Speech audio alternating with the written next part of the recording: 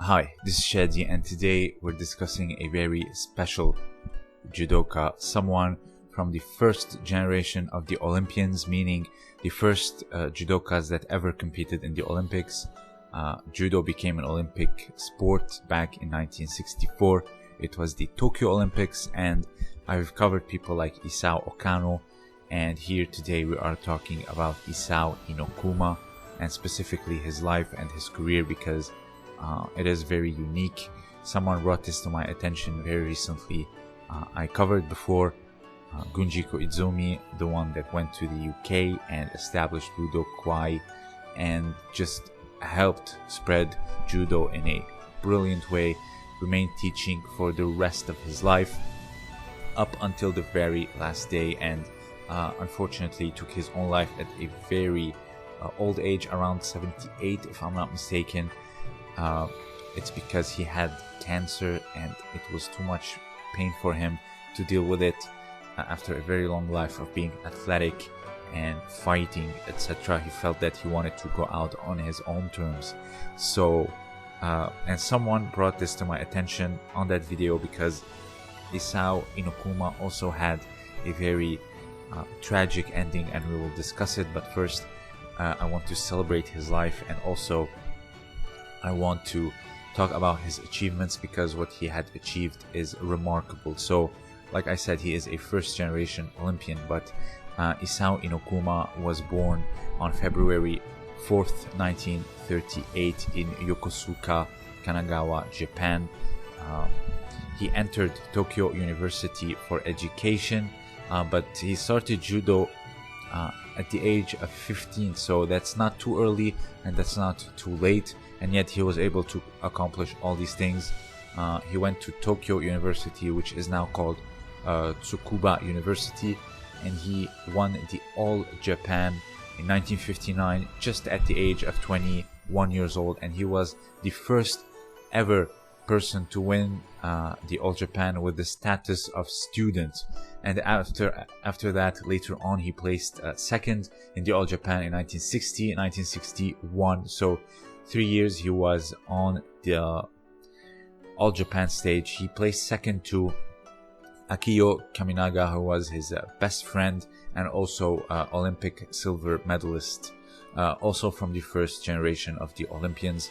So Inokuma, later on after that in 1963, he regained his gold at the All Japan, but placed fourth in 1964, the same year that he ended up entering the Summer Olympics.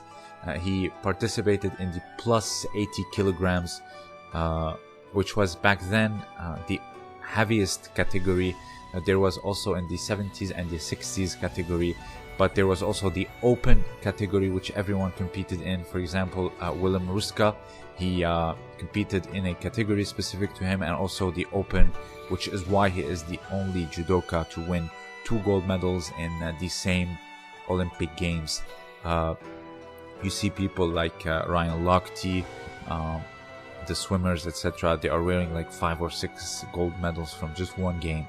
In judo, that's impossible, but back then it was possible to win 2 if you participated in 2 categories: the open weight and also a category of, that suits your weight.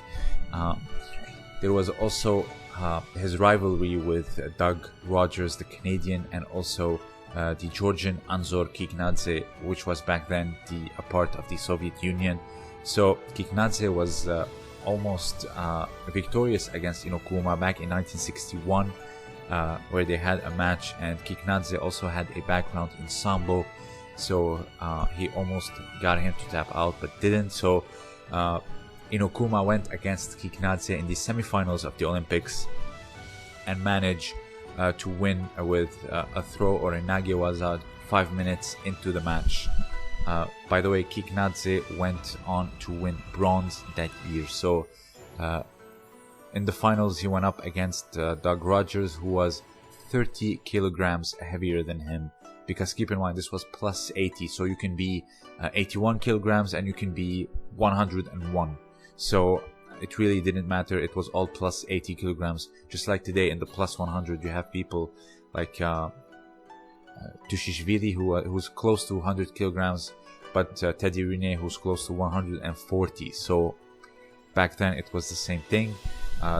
So they were going in at it for 10 minutes straight.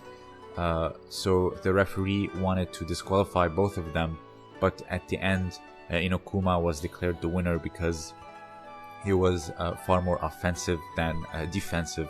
So 10 minutes fighting someone 30 kilograms heavier than him. Today, if a golden score goes over 5 minutes, we are all just blown away. Like Makhmed Bekov versus Haydarov in the 2019 Tokyo World Championship. The golden score went on about 7 minutes, and everyone was just so amazed in the 73 kilogram for the bronze medal. But here you see, like, they went at it for 10 minutes and they kept going, but eventually they had to declare someone the winner. So you see, like, the older generation, I believe they were a bit tougher. Mifune is one great example. So after graduating college, Inokuma started teaching judo at the Juntendo University and also the Tokyo Metropolitan Police. And in 1965, he entered the open weight category for the World Championship. Everyone was expecting a legendary match between him and Anton Giesing, also another judo legend, a first-generation Olympian. I will cover him soon, who actually won the open weight at the Olympics. But here in the World Championship, he entered the plus 80 division, so they did not face each other, and both ended up winning gold medal at the World Championship. And later on, Inokuma retired from competitive judo due to lack of motivation. He just didn't have it in him anymore. So he went on to work on his career and his teaching. So in 1966, he stopped teaching judo to the police at the Tokyo Police Department, and he became an executive at the Tokai Construction Company, and he also became an advisor at the IJF, or the International Judo Federation, and also kept teaching judo at Tokai University, and there he taught the legendary Yasuhiro Yamashita. So not only he himself was a legend, but also he gave birth to a line of legends. Yasuhiro Yamashita taught Kosei Inoue, and now Kosei Inoue is creating many legends like Shohei Ono, Harasawa, Joshiro Maruyama, and many others. So indirectly he gave birth to arguably some of the greatest judokas ever, Isao Inokuma. So he wrote several books and manuals on judo, and he became the CEO of the Tokai Construction in 1993. And on September 28th, 2001, at the age of 63 years old, Inokuma took his own life by means of seppuku, or Hara-kiri, meaning a ritualistic suicide where you disembowel yourself.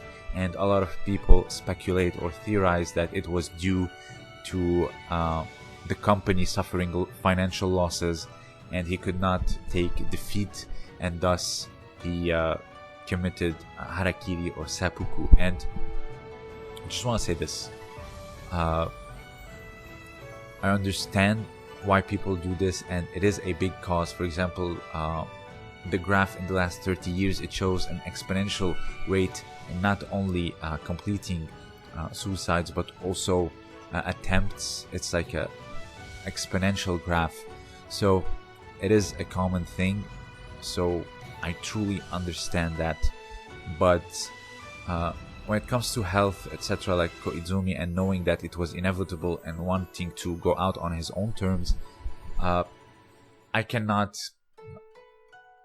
give my full opinion on it and just say that it is straight up facts, because when you have that terminal illness, and you're gonna go this way and you cannot fight it and you're gonna die in a lot of pain. He ended it all.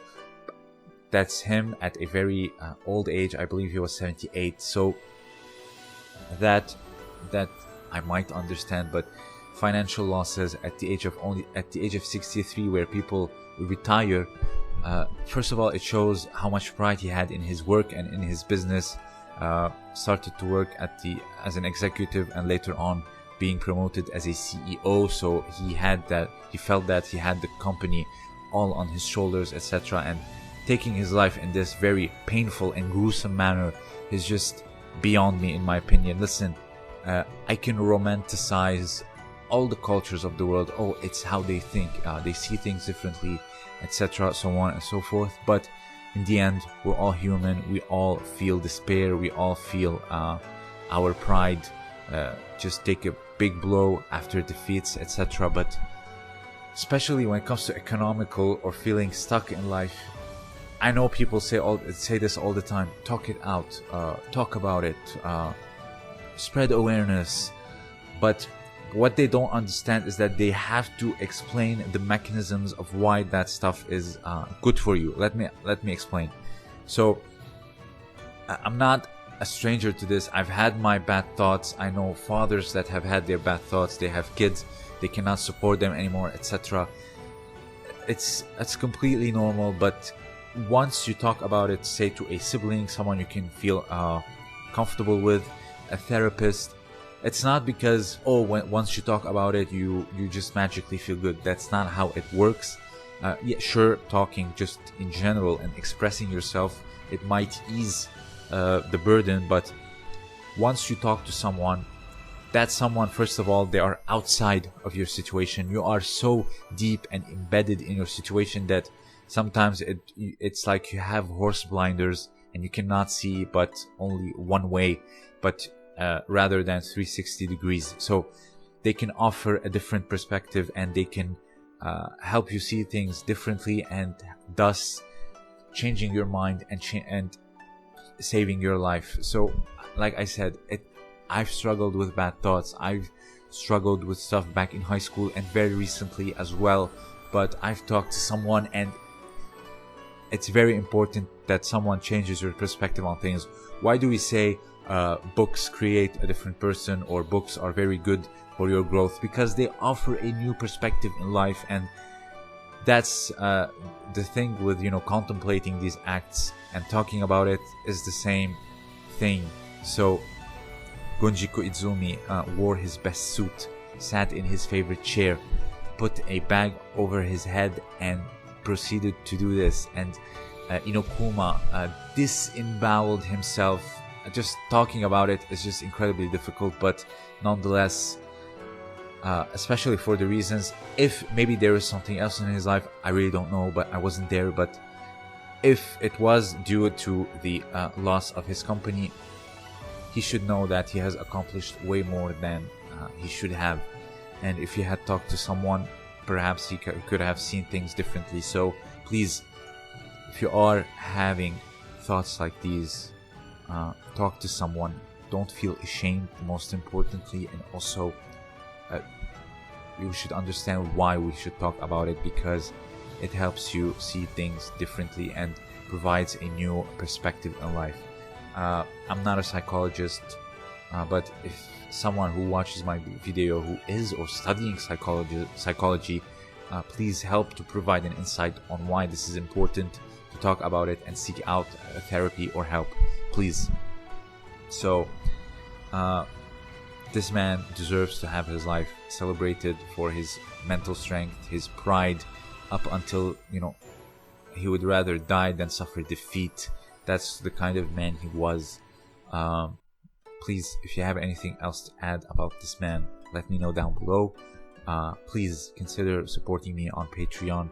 I have exclusive content specifically for the patrons, and also it will help me grow my channel and have bigger goals, like going to the Kodokan and also going to the archives department and the history museum. That's also a big goal, especially for this channel like mine. Like I said, if you have anything else to add, let me know down below. This was Shadi, and thank you for listening.